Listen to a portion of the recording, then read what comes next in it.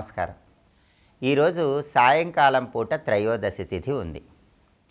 ఏ నెలలోనైనా శుక్లపక్షంలో కానీ బహుళపక్షంలో కానీ సాయంకాలం పూట త్రయోదశి తిథి ఉంటే ప్రదోష వ్రతం ఆచరించటం, శివపూజ చేయటం, శివాభిషేకం చేయటం ద్వారా శివానుగ్రహానికి సులభంగా పాత్రలు కావచ్చు. కాబట్టి అందరూ కూడా ఈరోజు సాయంకాలం పూట ప్రదోష కాలంలో పంచామృతాలతో కానీ శుద్ధోదకంతో కానీ శివాభిషేకం చేసుకోవటం ద్వారా శివుడి సంపూర్ణమైన అనుగ్రహం కలుగుతుంది.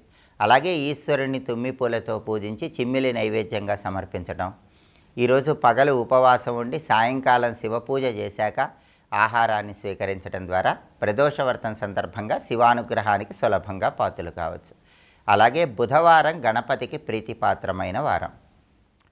తీవ్రమైన రుణబాధల నుంచి బయటపడటానికి బుధవారం నుంచి ప్రారంభించి 18 రోజుల పాటు గణపతికి సంబంధించిన ఒక ప్రత్యేకమైన అర్చన చేయాలని మంత్రశాస్త్రంలో చెప్పారు. ఎందుకంటే గణపతికి మొత్తం 32 అవతార స్వరూపాలు ఉన్నాయని గణేష పురాణంలో చెప్పారు. ఈ 32 అవతార స్వరూపాలలో రుణ విమోచన గణపతి అవతారం కూడా గణేశుడికి ఉంది. కాబట్టి గణపతిని అర్చన చేస్తే తీవ్రమైన అప్పుల బాధల నుంచి క్రమక్రమంగా సులభంగా బయటపడవచ్చు. కాబట్టి ఈ రోజు నుంచి ప్రారంభించి 18 రోజుల పాటు ప్రత్యేకమైన అర్చన చేయటం, ప్రత్యేకమైన మంత్రజపం చేయటం ద్వారా రుణబాధల్ని తగ్గింపజేసుకోవటానికి ఆస్కారం ఎంతగానో ఉంది. ఆ అర్చన ఎలా చేయాలంటే మీ గృహంలో పూజా మందిరంలో గణపతి విగ్రహము లేదా చిత్రపటం దగ్గర ప్రమిదలో కొబ్బరి నూనె పోసి 9 ఒత్తులు వేసి దీపాన్ని వెలిగించాలి. మామూలుగా గణపతికి 5 ఒత్తుల దీపం అంటే ప్రీతిపాత్రం. కానీ అప్పులకు నవగ్రహాలలో కుజుడు కారణమవుతాడు కాబట్టి, కుజుడికి 9 అంకె ప్రీతిపాత్రం కాబట్టి అప్పుల బాధల నుంచి బయటపడటానికి గణపతి దగ్గర 9 ఒత్తులు వేసి కొబ్బరి నూనెతో దీపాన్ని వెలిగించాలి. ఆ తర్వాత గణపతిని గరికపోచలతో పూజిస్తూ మంత్రశాస్త్రపరంగా ఒక ప్రత్యేకమైన మంత్రాన్ని 9 సార్లు చదవాలి. ఆ మంత్రం ఏంటో ఇప్పుడు మనం చూద్దాం. ఓం గం గణపత్యై రుణహర్తాయై నమః. ఇది మంత్రం.